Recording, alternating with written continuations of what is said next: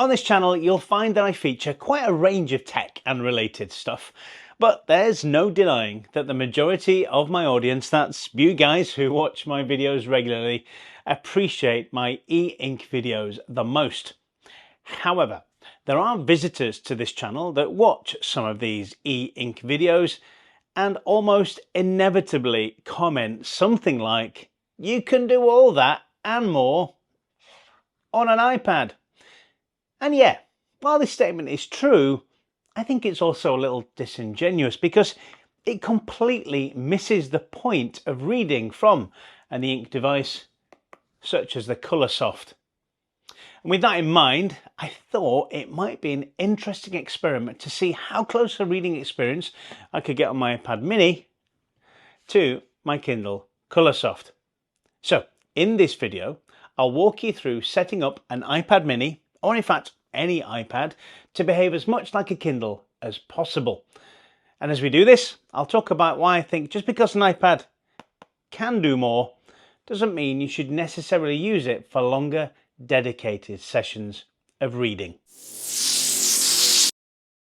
Hey friends, Mark from The Spark here. I appreciate you watching. Now, on paper, these two devices couldn't be any more different.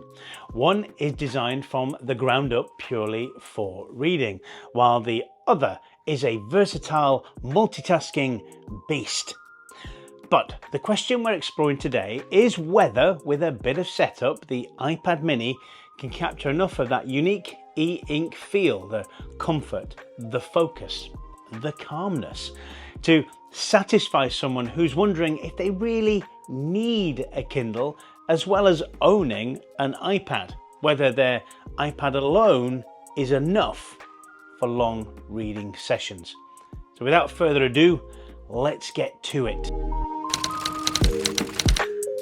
The most obvious difference is the screen. The Colorsoft's e-ink panel is mostly glare-free, which massively helps when reading outside and is comfortable to look at for hours thanks to its paper-like quality. The iPad mini's display, while bright and sharp, can feel harsh over longer reading sessions. Now, we can't swap the panel on the iPad, obviously, but we can very much tinker with the software. So let's go into settings, display and brightness, and turn on True Tone, so the screen's white balance automatically matches the ambient light around you. Then we'll lower the brightness to about 30% for indoor reading. And finally, we'll enable night shift, so the display automatically shifts to warmer tones in the evening, which makes it gentler on the eyes.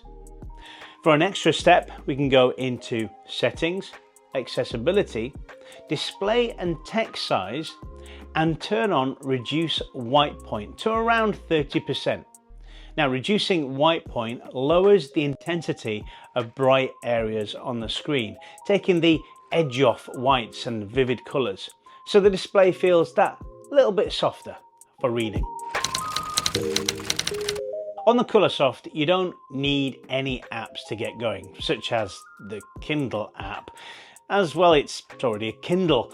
However, on the iPad mini, you can choose from many reading apps. The aforementioned Kindle app will sync your books, your notes, your highlights.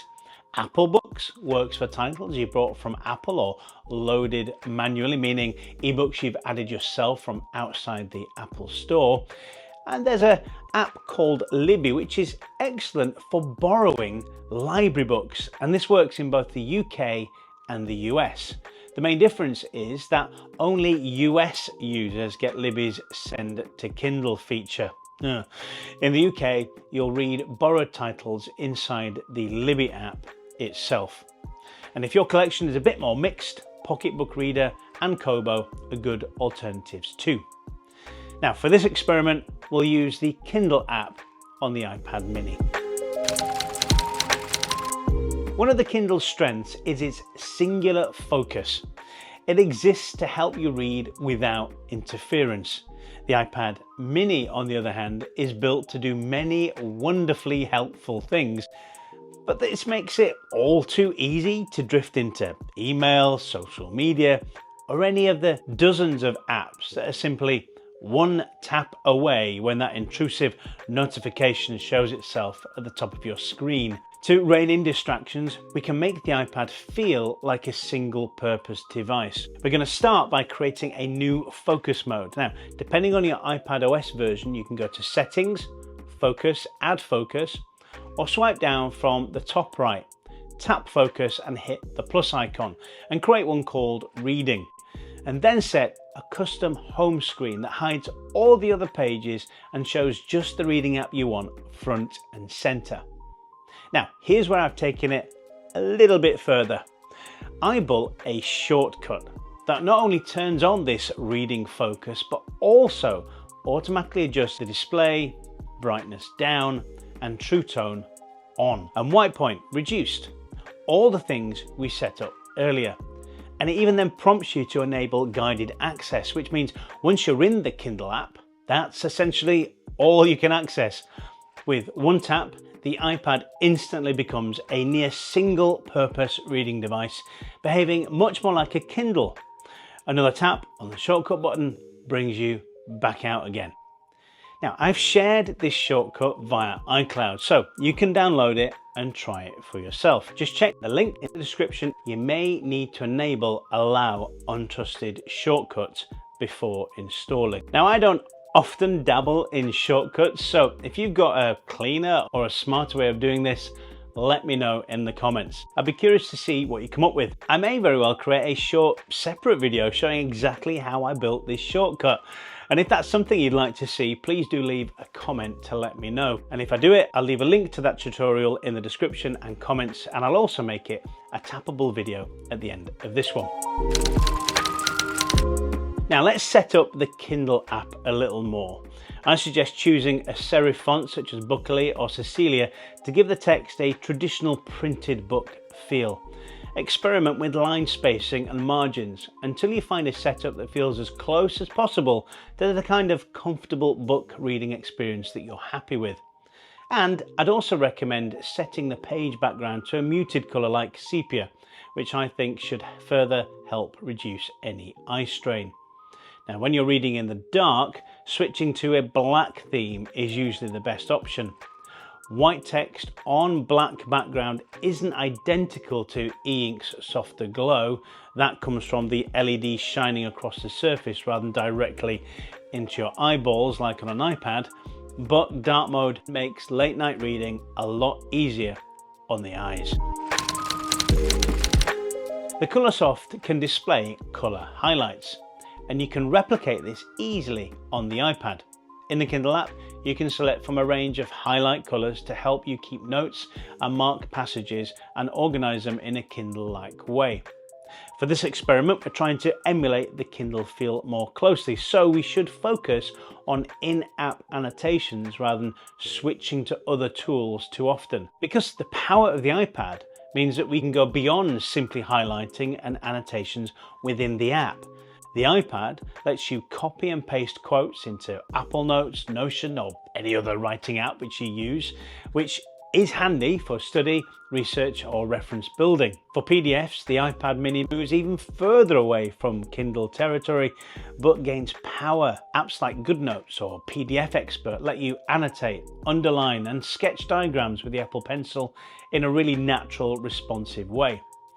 If your reading includes academic papers, manuals, or heavy formatted docs, well, that stylus support is something the Kindle Colorsoft just can't match. That said, every time you switch apps, you open the door to distractions. And our goal here is to keep that simple Kindle-like reading flow. So it's worth being mindful that hopping between tools can very quickly break that immersion that we're after.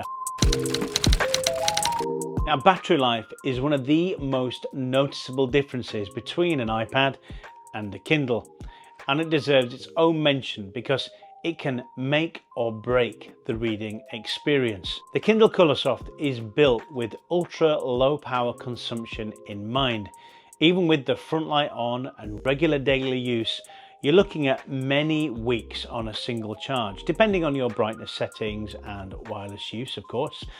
You can take it on a holiday, toss it in your bag, and usually not even think about charging it until after you get home, which I did recently when I went on holiday for 2 weeks. Didn't charge it once, and I read every night. The iPad mini, even with brightness lowered and features like background app refresh restricted, is still an LCD tablet with far more power hungry processor. In real world reading conditions, you might get 8 to 10 hours of continuous reading, possibly stretching maybe to a couple of days if you read shorter bursts and keep it in airplane mode. But at some point in the week, you will be reaching for the charger, and let's be honest, you're not going to just use your iPad for reading. Now, this isn't inherently a flaw, of course. The iPad is doing a whole lot more under the hood, or bonnet for my UK natives, but it's something to factor in if you're aiming for that Kindle-like freedom from charging. If you're the kind of reader who dips in for 20 or 30 minutes at a time and charges your iPad nightly, it just might be enough. If you regularly read for hours on end or travel without easy access to charging, well, the Kindle's weeks-long endurance is just in a different league entirely. Now that the iPad mini is configured for reading, the question really isn't which one wins, but does this setup deliver enough of a Kindle-like feel to satisfy you? No matter how much of an iPad fan you are, and I'm most definitely one, the Colorsoft is streets ahead when it comes to reading comfortably over long sessions and either outdoor or bright room visibility. Its eInk display can be used for hours without fatigue, and it can sit in your bag for weeks without needing a charge.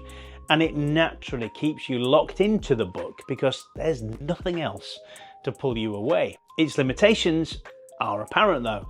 Colour eInk can't match the punch of LCD.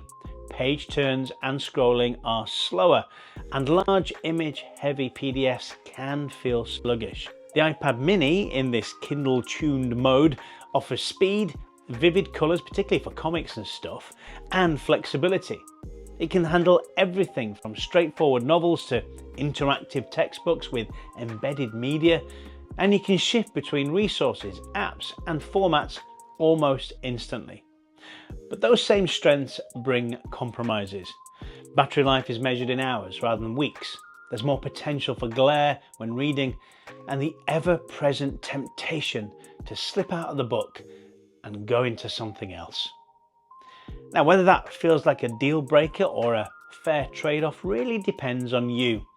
If you're looking for the calm, distraction-free experience only eInk can give, then a Kindle earns its place in your tech collection. But if you'd rather squeeze more out of the iPad that you already own, then these tweaks should make it a far more comfortable reader than when it comes right out the box. So I'd love to know, why would you personally choose a Kindle over an iPad?